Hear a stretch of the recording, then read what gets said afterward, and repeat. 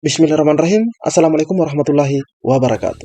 Di video kali ini admin kembali berbagi kabar baik dari Kemendikbud rekan-rekan ya, atau dari Mas Nadiem. Ini baru saja diinformasikan mengenai kabar baik tersebut. Jadi buat rekan-rekan yang lagi menonton video ini, silahkan disimak videonya. Terkhusus buat rekan-rekan yang masuk dalam kategori prioritas 1.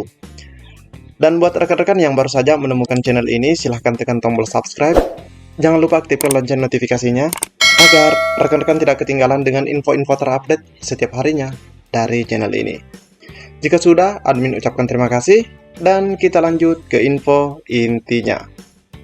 Tip dari media gpn.com, Mas Nadiem pastikan, nah ini rekan-rekan ya, Mas Nadiem pastikan 193.954 guru lulus PG prioritas 1 diangkat tahun ini. Nah, di sini dikatakan bahwa pastikan ya, Pak Nadiem pastikan, rekan-rekan ya, 193.000 ini. Nah, kebetulan informasinya Senin 6 Juni 2022. Oke, kita cek selengkapnya.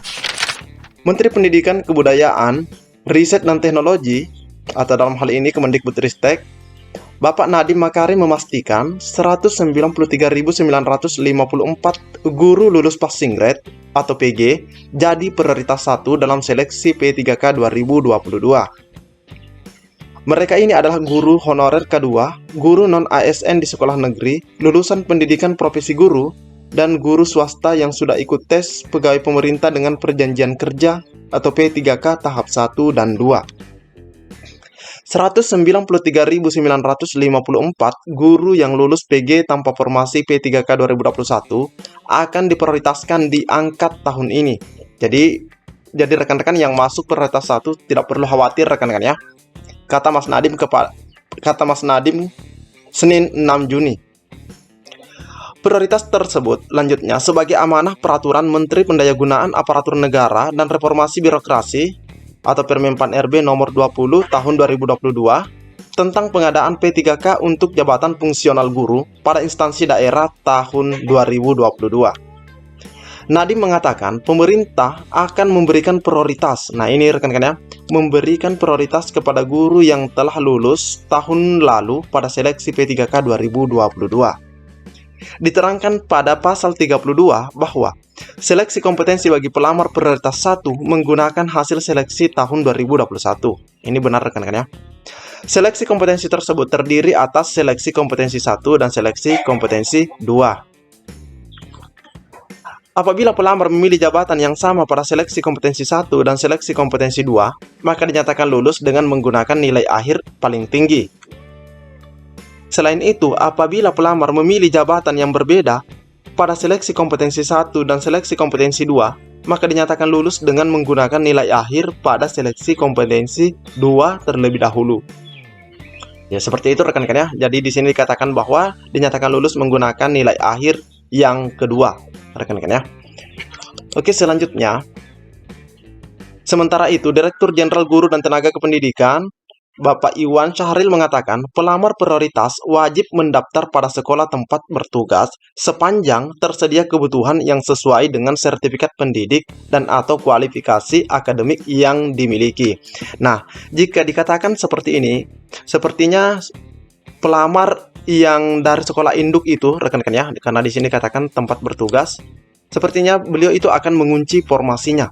Karena sepanjang tersedia kebutuhan yang sesuai dengan serdik atau kualifikasi akademik yang dimiliki.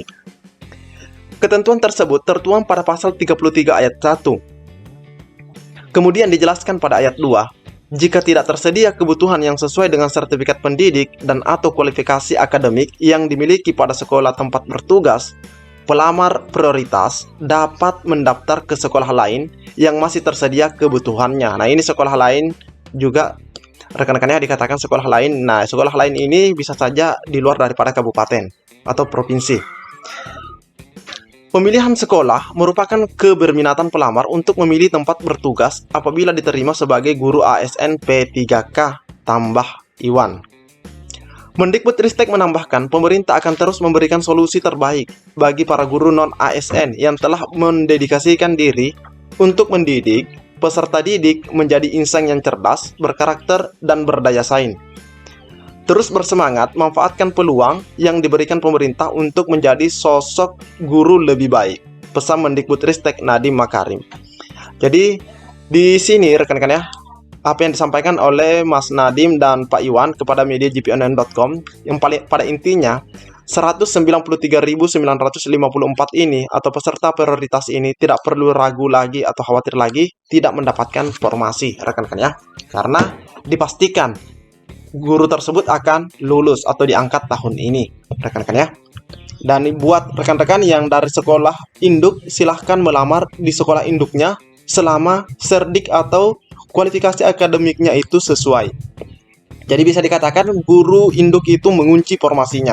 Bisa dikatakan seperti itu rekan-rekan ya. Karena mereka tidak diperkenankan keluar daripada sekolahnya selama serdik dan kualifikasi akademiknya memenuhi di sekolah tersebut. Oke, mudah-mudahan bisa dipahami rekan-rekan ya. Nah, di sini admin juga sudah ada pertanyaan rekan-rekan ya. Di sini ada pertanyaan dari rekan kita yang lain. Mau tanya Pak Admin, di sekolah induk saya ada satu formasi guru yang masuk prioritas 1. Ada 2. Itu yang masuk yang mana yang nilainya lebih tinggi atau gimana, mohon pencerahannya. Nah, di sini ada 2 orang yang semuanya prioritas 1, sedangkan formasi yang tersedia adalah 1 rekan-rekan ya. Nah, mengenai hal ini berdasarkan pernyataan dari Prof. Nunu sebelumnya bahwa tidak ada perankingan, Nah, entah bagaimana nanti masalah keputusan akhir buat 2 orang peserta ini yang sama-sama dari sekolah induk rekan-rekan ya. Nah, ini juga perlu penjelasan lebih detail mengenai hal itu. Admin juga tidak memiliki kewenangan langsung mengatakan si nomor 1 atau si nomor 2 rekan-rekan ya, karena Prof. Nunu mengatakan tidak ada perankingan. Namun jika sebenarnya kembali lagi diinformasikan bahwa ada perankingan di tahun 2022 ini dari prioritas 1, 2, 3, dan umum, maka dipastikan bahwa yang mendapatkan nilai tertinggi di antara keduanya yang akan mengisi formasi atau satu formasi yang tersedia ini, rekan-rekan ya. Jadi di sini admin cuma ingin menjawab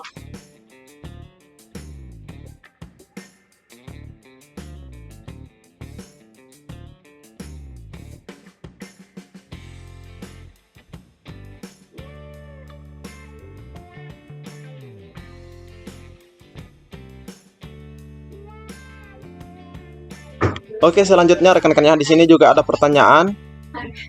Saya mau tanya, untuk pemilihan formasi prioritas 1 dari guru swasta, apakah boleh memilih di luar wilayah kewenangan atau memilihnya di kabupaten lain, atau harus memilih formasi di wilayah? Nah, di sini admin sudah sampaikan di menit sebelumnya. Di sini kita akan jawab, silahkan pilih.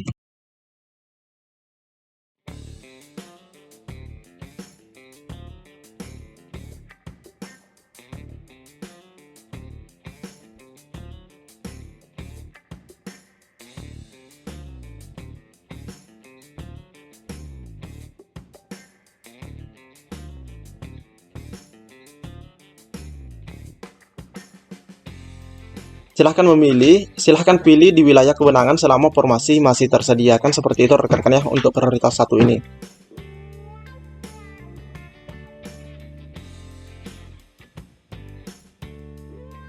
Jadi inilah informasi yang dapat admin bagikan di video kali ini. Lebih dan kurangnya mohon dimaafkan. Assalamualaikum wabarakatuh.